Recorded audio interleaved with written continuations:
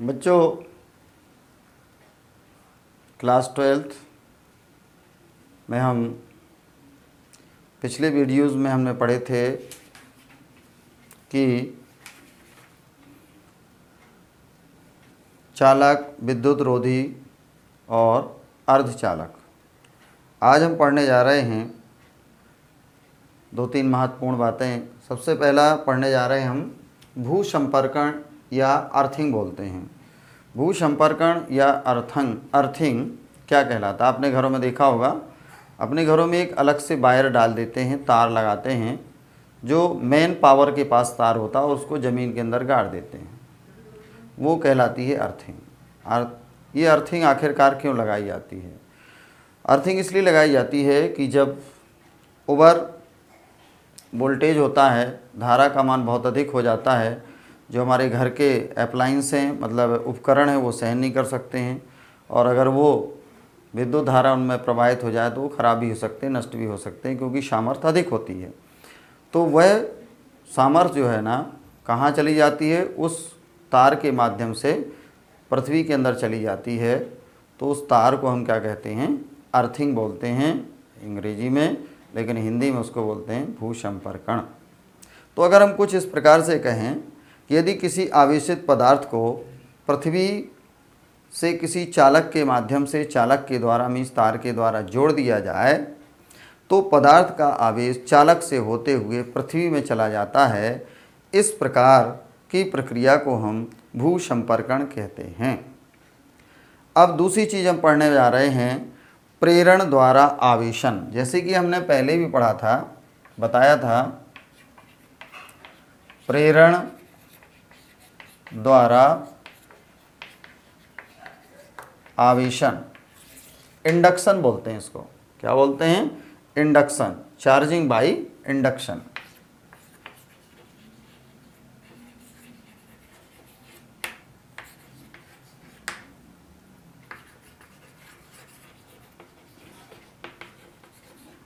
Charging by induction, प्रेरण द्वारा आवेशन। इसको समझने के लिए एक दो एग्जाम्पल लेते हैं अपन। हम एक कोई कंडक्टर मीन्स चालक लेते हैं, उसको एक कुचालक स्टैंड के ऊपर रख देते हैं। ये कुचालक स्टैंड है, ये कुचालक स्टैंड है। इस चालक का हमने नाम दे दिया BC। और एक दूसरा चालक लेते हैं, वो है A। इसको हमने किसी विधि के द्वारा क्या कर दिया? आवेशित किया, धन आवेश से आवेशित किया। ठीक है। अब चालक A को जब हम कुचालक स्टैंड पर रखे हुए किसी चालक के पास ले जाते हैं, तो इस चालक में कौन सा आवेश है? धन आवेश है। तो ये धन आवेश चालक के पास ले जाना है, चालक से संपर्क नहीं करवाना, यानी एक दूसरे को टच नहीं करना, दूर रखना है। ठीक है ना, पास ले जाना, संपर्क नहीं। तो हम BC चालक के पास ले गए, तो चालक A का जो सिरा B के पास है, एक C है, तो B सिरा चालक A के पास में है और C सिरा चालक के दूर है। तो जैसे ही हम इसको पास ले जाते हैं, तो B सिरे पर विपरीत आवेश, यानी ये प्लस आवेश से आवेशित है, तो ये माइनस आवेश यहाँ पर क्या हो जाता है? उत्पन्न हो जाता है। और दूर वाले सिरे पर सेम चार्ज, यानी वही चार्ज जिससे चालक जिससे चालक को चार्ज किया था, यानी आवेशित किया था। तो पास वाला सिरा विपरीत आवेश से और दूर वाला सिरा समान आवेश से आवेशित हो जाता है। इस प्रकार की प्रक्रिया को हम कहते हैं, क्या कहते हैं? चार्जिंग बाय इंडक्शन मीन्स प्रेरण द्वारा आवेशन। तो आप देख रहे हैं कि एक दूसरे के संपर्क में नहीं आया। चित्र क्रमांक 2 में अगर हम देखें, तो यहाँ पर हम देख रहे हैं कि ये एक तरह से एक सिस्टम बना दिया, इसको अर्थिंग बोलते हैं। क्या बोलते हैं? अर्थिंग, जो कि भी हम समझा रहे थे। ये अर्थिंग का संकेत है। ठीक है ना। तो अगर हमने C सिरे को अर्थ कर दिया, तो यहाँ का पूरा धन आवेश कहाँ चला जाता है? पृथ्वी के अंदर। ठीक है ना। तो कहने के लिए तो धन आवेश पृथ्वी के अंदर चला जाता है, लेकिन वास्तविकता ये है कि पृथ्वी से इलेक्ट्रॉन आकर चालक के माध्यम से सिरे B पर जितना भी प्लस आवेश होता है उनको निरस्त कर देता है। तो आप देख रहे हैं कि C सिरे पर धन आवेश नहीं है। क्यों? पृथ्वी से संपर्क कर दिया, तो वहाँ का आवेश क्या हो गया? निरस्त हो गया। इसी स्थिति में अगर हम अर्थिंग को काट दें, ख़त्म कर दें, निकाल दें, तो धन तो चला, धनावेश कहाँ चला गया? पृथ्वी के अंदर। अब इस पर क्या बचा? ऋणावेश बचा। ठीक है ना? तो यही ऋण आवेश बीसी चालक में पूरी तरह से फैल जाएगा, जो कि आप चित्र क्रमांक 3 में देख रहे हैं। क्यों? धन तो चला गया, अब बचा क्या? ऋणावेश बचा। तो ऋण क्यों बचा? धन फिर से क्यों नहीं हो गया? तो देखो बच्चों, इसके पहले हमने बताया था जो विपरीत आवेश होते हैं, विपरीत आवेश एक दूसरे को क्या करते हैं? आकर्षित करते हैं। ठीक है ना? समान आवेश एक दूसरे को क्या करते हैं? प्रतिकर्षित करते हैं। तो यहाँ पर ये विपरीत आवेश प्रेरण के द्वारा उत्पन्न हुआ था। ठीक है ना? तो ये आकर्षण बल के द्वारा बंधा हुआ है। अभी किसके द्वारा? आकर्षण बल के द्वारा बंधा हुआ है। ठीक है ना? और जो चार्ज बंधा रहता है उसे कहते हैं बद्ध आवेश। क्या कहते हैं उसको? बद्ध आवेश। और जो चलने के लिए स्वतंत्र होता है उसे कहते हैं मुक्त आवेश। ठीक है ना? अन्य चालकों में जाने के लिए जो स्वतंत्र होता है उसे बोलते हैं मुक्त आवेश, लेकिन जो आकर्षण बल के कारण चालक पर क्या होता है? बंधा रहता है, उसे कहते हैं बद्ध आवेश। तो बद्ध आवेश और मुक्त आवेश के बारे में भी यहाँ पर हम आपने जानकारी ली। अगर हम अब दूसरा सिस्टम कर सकते हैं, प्लस ए, यानी ए को प्लस चार्ज से आवेशित किया हुआ है, अगर हम माइनस से कर दें, अगर ये ऋणात्मक चार्ज से इसको आवेशित करें तो यहाँ पर क्या आएगा? धन, यहाँ पर आएगा ऋण, यानी इसकी विपरीत प्रक्रिया हो जाएगी। तो इस तरह से हमने प्रेरण द्वारा आवेशन पढ़ा। तो घर्षण के द्वारा आवेशन, प्रेरण के द्वारा आवेशन और चालन के द्वारा आवेशन, यानी आवेशित करने की 3 विधियां हैं: घर्षण, प्रेरण और चालन। चालन का मतलब है सीधे हम जो आवेश का स्रोत होता है किसी चालक के द्वारा उसको जोड़ देते हैं, उसे कहते हैं चालन। तो स्रोत से आवेश निकल करके और उस उपकरण तक पहुंच जाता है, किसके? चालक के माध्यम से, इसलिए उनको बोलते चालन द्वारा माध्यम। ये सरल विधि है। अब यहाँ पर आवेश के कुछ गुण होते हैं जिन्हें हम मूल गुण भी कहते हैं। इसमें 4 गुण होते हैं, 3 गुण होते हैं, मूलतः 3 गुण होते हैं, 4 नहीं 3 गुण होते हैं। वो 3 गुण कौन से हैं? पहला गुण है, पहले गुण को बोलते हैं आवेश का संरक्षण। पहला है आवेश का संरक्षण।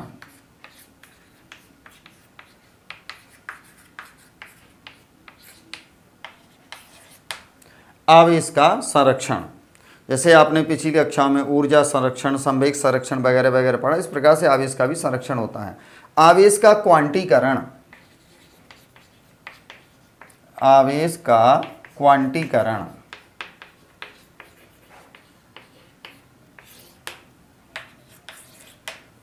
और तीसरा है आवेश की योज्यता। तो आवेश की नहीं, आवेशों की, क्योंकि आवेश बहुत योज्य माने जोड़ना, आवेशों की योज्यता। ये 3 मूल गुण हैं इसके, आवेशों की योज्यता। तो सबसे पहले अपन देखते हैं पहला गुण। पहला गुण क्या है? आवेश का संरक्षण। संरक्षण या संरक्षित होना तो आप समझते हैं। किसी विलगित अथवा पृथक्कृत, अंग्रेजी में इसको आइसोलेटेड बोलते हैं, आइसोलेटेड सिस्टम। किसी विलगित अथवा पृथक्कृत निकाय का जो कुल आवेश होता है वो कुल आवेश क्या रहता है? संरक्षित रहता है। संरक्षित रहने का मतलब है उस पर जितना भी आवेश है वो उतना ही बना रहता है, आवेश में किसी प्रकार की कोई कमी या बढ़ी नहीं होती। हम दूसरे शब्दों में ऐसा कह सकते हैं, किसी विलगित निकाय में धन आवेश और ऋण आवेश, ये मीन्स धन आवेशों और ऋण आवेशों का बीजीय योग सदैव क्या रहता है? नियत रहता है। अगर एक आवेश बढ़ेगा तो दूसरा घटेगा, लेकिन इनका योगफल क्या रहेगा? सदैव नियत रहेगा। इस गुण को हम कहते हैं आवेश का संरक्षण, यानी आवेश उतना ही बना रहेगा। ठीक है ना? दूसरा आता है आवेश का क्वांटीकरण। बच्चों ये समझना बहुत अच्छी तरीके से समझना है इसको, क्वांटीकरण को। ये क्वांटीकरण क्या है? बच्चों और डिटेल में भाग, लेकिन क्वांटीकरण यहाँ समझते हैं आवेश का क्वांटीकरण। जो हम जानते हैं कि इलेक्ट्रॉन और प्रोटॉन दोनों पर आवेश होता है, ठीक है ना। एक इलेक्ट्रॉन पर 1.6 गुणे 10 के ऊपर -19 कूलाम इतना आवेश होता है, ठीक है ना। ये सबसे छोटी इकाई है आवेश की, इससे कम आवेश नहीं हो सकता है। तो हम आप जानते हैं, इसके पहले ही हमने आपको एग्जाम्पल दिया हुआ है कि जब एक पदार्थ ये है, दूसरा पदार्थ ये है, अगर इससे निकल के इलेक्ट्रॉन इसमें जाता है तो इसमें इलेक्ट्रॉन जा रहा है, और इससे निकल के जा रहा है तो इसमें इलेक्ट्रॉनों की अधिकता हो जाएगी और इसमें इलेक्ट्रॉनों की कमी हो जाएगी। तो हमने इसको बोला था ये प्लस हो गया और ये क्या हो गया, माइनस। तो ए धनात्मक हो गया और बी ऋणात्मक आवेश से आवेशित हो गया, ठीक है ना। अब क्या गया यहाँ से, इलेक्ट्रॉन गए। इलेक्ट्रॉन अपने साथ क्या ले जाएगा, क्या ले जाएगा, आवेश ले जाएगा। कितना ले जाएगा, 1.6 × 10⁻⁻19 कूलाम ले जाएगा। तो क्या ऐसा संभव है कि इस इलेक्ट्रॉन को हम इलेक्ट्रॉन को 1/2 या इलेक्ट्रॉन को 3/2 या इलेक्ट्रॉन को 5/2 ऐसा तोड़ के भेजें? संभव नहीं है। इलेक्ट्रॉन तो पूरा ही जाएगा ना। ऐसा तो हो नहीं सकता कि किसी व्यक्ति को काम है, सतना में भी है, पन्ना में भी है, कटनी में भी है, भोपाल में भी है, तो किसी व्यक्ति के 4-5 टुकड़े करके थोड़ा थोड़ा भेज दें, तो क्या वो व्यक्ति पहुंच जाएगा? संभव नहीं है। इसी प्रकार से क्या करेंगे, हम इलेक्ट्रॉन को टुकड़ों में नहीं भेज सकते ना, वो टुकड़ों में जा सकता है, बल्कि इलेक्ट्रॉन एक पदार्थ से दूसरे पदार्थ पर कैसे जाएगा, वो पूरा का पूरा जाएगा। और जब पूरा जाएगा तो अपने पास आवेश भी पूरा लेके जाएगा। कितना लेके जाएगा, 1.6 10⁻⁻19 कूलाम लेके जाएगा, ठीक है ना। इसी गुण को हम क्या कहते हैं, आवेश का क्वांटीकरण कहते हैं, ठीक है ना। यानी आवेश पूर्ण गुणांक के रूप में जाएगा। तो हम कह सकते हैं कि सभी जो आवेश होते हैं परिमाण में, आवेश की मूल इकाई क्या है, ये है मूल इकाई। मूल इकाई के पूर्ण गुणज में होते हैं। पूर्ण गुणज में होने का मतलब 2 इलेक्ट्रॉन, 3 इलेक्ट्रॉन, 4 इलेक्ट्रॉन, 5 इलेक्ट्रॉन ऐसे ही जाएंगे। अब आप सोचेंगे 2.5 इलेक्ट्रॉन, 5.5 इलेक्ट्रॉन, 7.5 इलेक्ट्रॉन, तो ऐसे इलेक्ट्रॉन नहीं जाते, पूर्ण गुणांक के रूप में ही जाते हैं, ठीक है ना। इंटीग्रल मल्टीपल के रूप में ही जाएंगे। इस गुण को ही हम क्या कहते हैं, क्वांटीकरण कहते हैं। यानी किसी आवेशित पदार्थ पर आवेश का परिमाण मूल आवेश कितना, ई मतलब 1.6 10⁻⁻19 कूलाम ई के पूर्ण गुणज में होता है। इसे ही आवेश का क्वांटीकरण कहते हैं। यदि हम मान लेते हैं कि किसी पदार्थ पर आवेश का जो परिमाण है, आवेश को किससे डिनोट करते हैं, क्यू से करते हैं, स्मॉल क्यू से, कैपिटल क्यू से भी करते हैं, ठीक है ना। तब क्या उसको कैसे डिफाइन करेंगे, कैसे फार्मूला में फिट करेंगे। तो क्यू टोटल जो आवेश है, क्यू बराबर होता है एन ई। लेकिन यहाँ पर हमें प्लस और माइनस का उपयोग करना है, एन ई। अब प्लस माइनस क्यों किया, पहले तो ये समझ लें एन क्या है, ई क्या है। एन है नंबर ऑफ इलेक्ट्रॉन, यानी इलेक्ट्रॉनों की संख्या, और ई क्या है, एक इलेक्ट्रॉन पर आवेश, ठीक है ना। प्रोटॉन पर आवेश होगा तो पॉजिटिव होगा, इलेक्ट्रॉन पर आवेश होगा उसे नेगेटिव ऋणात्मक लेते हैं, इसलिए यहाँ पर प्लस और माइनस लगा हुआ है। क्यों, अगर इससे इलेक्ट्रॉन जाता है तो यहाँ पर धनावेशित यानी प्लस चिन्ह आ जाएगा, और इस पर चूंकि जाता है तो इलेक्ट्रॉन जाएगा तो ऋणावेश हो जाएगा। तो एन क्या है, इलेक्ट्रॉनों की संख्या, एन क्या है, इलेक्ट्रॉनों की संख्या, और ई क्या है, एक इलेक्ट्रॉन पर आवेश। तो इस फार्मूला की सहायता से हम किसी पदार्थ पर आवेश का परिमाण ज्ञात कर सकते हैं कि उस पर कुल कितना आवेश होगा। इसे बच्चों बोलते हैं क्वांटीकरण। अब इसका कारण क्या है क्वांटीकरण का रीजन क्या है। रीजन वही है कि किसी पदार्थ को आवेशित करने में केवल और केवल किसकी भूमिका होती है, इलेक्ट्रॉन की होती है। या तो किसी पर यह जाएगा या किसी से जाएगा। जिससे जाएगा वहाँ पर धनावेश और जिस पर जाएगा वहाँ पर ऋणावेश। यानी जो दान कर रहा है वो धनावेशित हो जाएगा और जो ग्रहण कर रहा है वो ऋणावेश हो जाएगा। तो आप ध्यान दीजिए कि धनावेशित या ऋणावेशित दोनों होने के लिए केवल और केवल इलेक्ट्रॉन ही रिस्पॉन्सिबल है, वही उत्तरदायी है। ठीक है ना।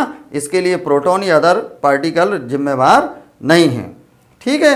अतः किसी पदार्थ पर एक इलेक्ट्रॉन के आवेश E के पूर्ण गुणज में ही आवेश पाया जाता है, क्योंकि इलेक्ट्रॉन ही आवेश के लिए उत्तरदायी होता है। बच्चों अब नेक्स्ट अपन पढ़ेंगे आवेशों की योज्यता। योज्यता का मतलब ये है, जैसे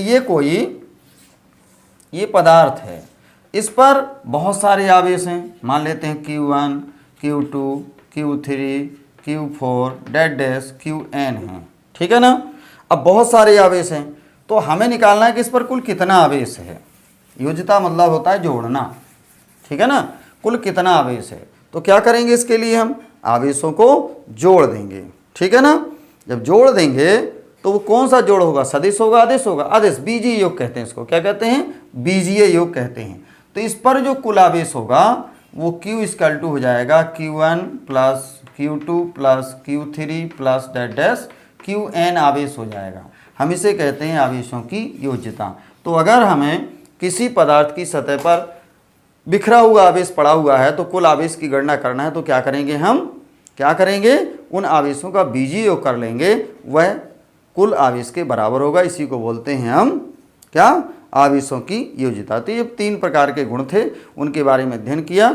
नेक्स्ट वीडियो में इसके आगे अपन देखेंगे अगले दिन।